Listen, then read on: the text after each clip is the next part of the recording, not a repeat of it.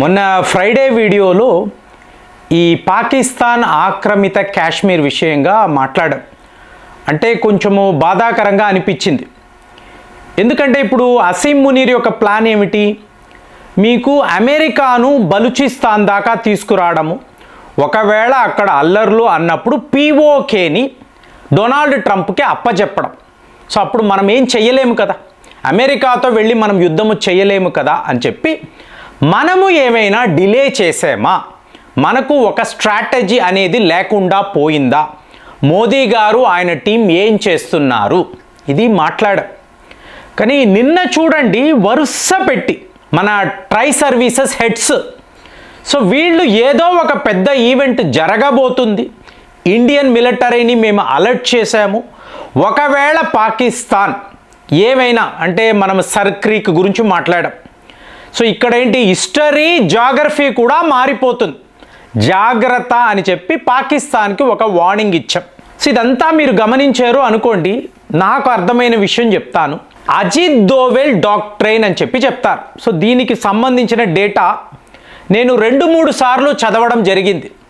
కానీ చాలా కాంప్లికేటెడ్గా ఉంటుంది. ఎందుకంటే అజిత్ దోవెల్ గారు ఈయన ఇదే దారి, పీఓకే దారి, ఈ మార్గము గుండానే పాకిస్తాన్లోకి వెళ్ళడము, మారువేషాలు వేసుకొని తిరగడము, అక్కడ మన రా ఏజెంట్లను ఈయన డిప్లాయ్ చేయడం, ఉద్యోగాల్లో పెట్టడం, వాళ్ళకి ట్రైనింగ్ ఇవ్వడం.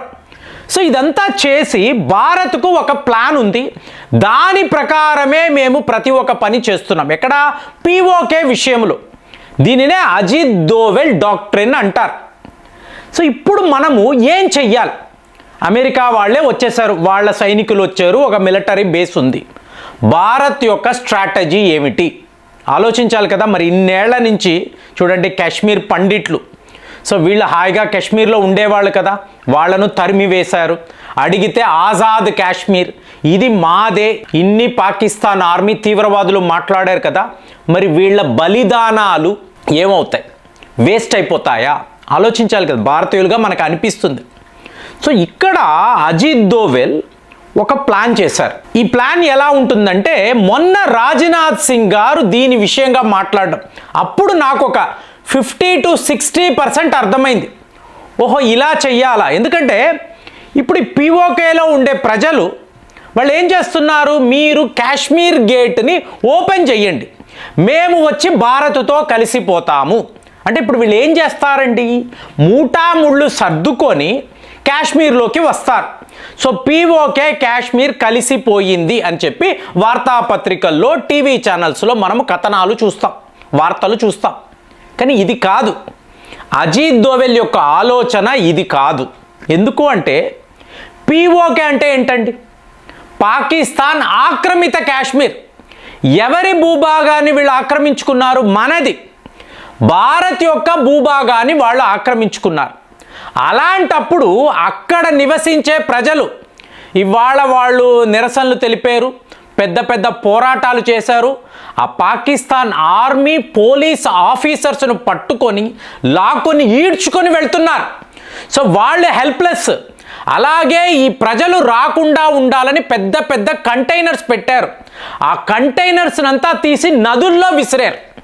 సో వాళ్ళు తిరగబడ్డారు అనేది అర్థమైంది. సో ఇప్పుడు తిరగబడిన వాళ్ళు మీకు కాశ్మీర్ దాకా రావాలా, అక్కడే ఉండి పాకిస్తాన్ ప్రభుత్వాన్ని ఎదిరించాలా? ఇదే కదా ముఖ్యము. వాళ్ళు రావడము కాదండి. పీఓకే అనేది భారత్ యొక్క భూభాగము, అక్కడ నివసించే వాళ్ళందరూ భారతీయులు. వాళ్ళు తమ అధికారము కోసము, వాళ్ళ స్వతంత్రము కోసము అక్కడే ఉండి పోరాటము చెయ్యాలి. అంటే పాకిస్తాన్ ప్రభుత్వాన్ని, పాకిస్తాన్ ఆర్మీని, పాకిస్తాన్ తీవ్రవాదాన్ని మీకు పీఓకే నుంచి తరిమి వేయాలి. అప్పుడు ఇండియన్ ఆర్మీ అక్కడికి వెళ్ళి వాళ్లకు రక్షణ ఇవ్వాలి. సో ఇది జరగాలి. సో ఇక్కడ టోటల్గా మనం మిస్కాల్కులేట్ చేస్తున్నాం. వాళ్ళందరూ ఇటు కాశ్మీర్ వైపు రావాల్సిన అవసరం లేదు. ఒకవేళ అమెరికా సైనికులు ఉన్నారు అనుకోండి, బలూచిస్తాన్లో బలూచ్ లిబరేషన్ ఆర్మీ చైనా విషయంలో ఏం చేస్తున్నారు? మీకు యుద్ధమే కదా, యుద్ధంలో నో మెర్సీ. కాబట్టి చైనా వర్కర్స్, ఇంజనీర్స్ కనిపిస్తే కొట్టడమే, తరిమి వేయడమే. మీరు మా భూభాగంలోకి రాకండి, మీకు ఎటువంటి అధికారము లేదు, అక్కడ మీరు ఎటువంటి మైనింగ్లు చేయకూడదు, ఎటువంటి నిర్మాణాలు చేయకూడదు. ఒకవేళ చేశారా రేపు మేము మా స్వతంత్ర పోరాటంలో మొత్తము వీటిని ధ్వంసము చేస్తాము. ఇవాళ గ్వాదార్ పోర్ట్ అనండి, గ్వాదార్ ఇంటర్నేషనల్ ఎయిర్పోర్ట్ మీకు టోటల్గా నాన్ ఫంక్షనల్, ఎటువంటి ఆపరేషన్స్ లేవు, డబ్బులు ఖర్చు అయ్యాయే కానీ మీకు అక్కడ ఒక విమానము కూడా ల్యాండ్ అవ్వదు. ఎప్పుడో ఒక చైనా షిప్ మాత్రమే గ్వాదార్ పోర్టులోకి వస్తుంది. మరి ఎంత నష్టము, చైనా వాడికి ఎంత నష్టము. రేపు అమెరికా వాడు వస్తే సరే బలూచిస్తాన్లో ఇబ్బంది కాబట్టి పీఓకేకి వస్తానని వస్తే అమెరికా సైనికులను కూడా ఇలా చావకొట్టుడు కొట్టాలి, తరిమి వాళ్ళని అక్కడి నుంచి పంపించేయాలి. సో అలాంటి బలము, అలాంటి ధైర్యము పీఓకేలో ఉండే ప్రజలకు ఉండాలి. సపోర్ట్ మాత్రం భారత్ ఇస్తుంది. మన మినిస్ట్రీ ఆఫ్ ఎక్స్టర్నల్ అఫైర్స్ ఓపెన్గా చెప్తున్నాం, పీఓకేలో ఉండే ప్రజలు భారతీయులే, సో వాళ్లకు సపోర్ట్గా మేము నిలబడ్డాము, మీరు మీ పోరాటాలు కొనసాగించండి, తేడా అయితే ఇండియన్ ఆర్మీ ఇక్కడ సిద్ధముగా ఉంది. క్లియర్గా చెప్తున్నాం, ముందులా కాదండి. ఇదేదో నెహ్రూ కాలము లేదా ఇందిరాగాంధీ గారి కాలము, బంగ్లాదేశ్ అని ఒక యుద్ధము, వాళ్ళకి విడి దేశము, ఇవాళ వాడు మన మీద తిరగబడుతున్నాడు. అది కాదండి. ఆవిడ ఎందుకు చేసిందో ఆవిడకి ఒక ఎజెండా ఉంది. ఇప్పుడు అది కాదు. పీఓకే మనది అన్నప్పుడు, అక్కడ భారతీయులే ఉన్నారు అన్నప్పుడు వాళ్ళే ఆ పోరాటాన్ని చెయ్యాలి, మనము వెనక నుంచి సపోర్ట్ చెయ్యాలి. వాళ్ళు మీకు గోడలు దాటి గేట్లు దాటి కాశ్మీర్లోకి రావడము కాదు. ఇది ఎంత బాగా చెప్తున్నారంటే ఆటా ధర కాశ్మీర్లో ఎంత ఉందో తెలుసుకోండి. ఎందుకంటే బంధువులు ఉంటారు కదండి, మీరు ఆ సరిహద్దుల్లో ఉన్నారనుకోండి, అటు పీఓకే కనిపిస్తూ ఉంటుంది, ఇటు కాశ్మీర్ కనిపిస్తూ ఉంటుంది. సో వీళ్ళు మధ్యలో విడిపోయారు, కానీ వీళ్ళ బంధుత్వము, మీకు ఈ రిలేషన్షిప్స్ అనేవి ఎప్పటి నుంచో కొనసాగుతున్నాయి. అలాంటిది కాశ్మీర్లో మీకు ఆటా ధర ఎంత, పీఓకేలో ఆటా ధర ఎంత, అలాగే కరెంట్. సో ఇక్కడ ఈ పరిస్థితి ఏంటి, పర్ యూనిట్ రేట్ ఎంత, అక్కడ ఏం జరుగుతుంది, మీకు మంచి హిందీ పాటలు వినే అవకాశం ఉందా, ఇక్కడ కాశ్మీర్లో మేము వినగలము. మీకు అలాంటి అవకాశం లేనప్పుడు ఇదంతా ఏమిటి, పాకిస్తాన్ యొక్క పాపం. ఎందుకు, యునైటెడ్ నేషన్స్ రూల్ ప్రకారము పీఓకేలో పాకిస్తాన్ ఆర్మీ ఉండకూడదండి. అది ఒక విడి ప్రాంతం, ఒక ఫారిన్ ల్యాండ్. అక్కడ పాకిస్తాన్ ఆర్మీ ఉండడమే మనం సహించం. అందుకే మన యొక్క ఆర్మీ చీఫ్ చెప్తున్నారు, ఈసారి మోదీ గారే చెప్పినా మేమైతే ఆగే పరిస్థితి ఉండదు.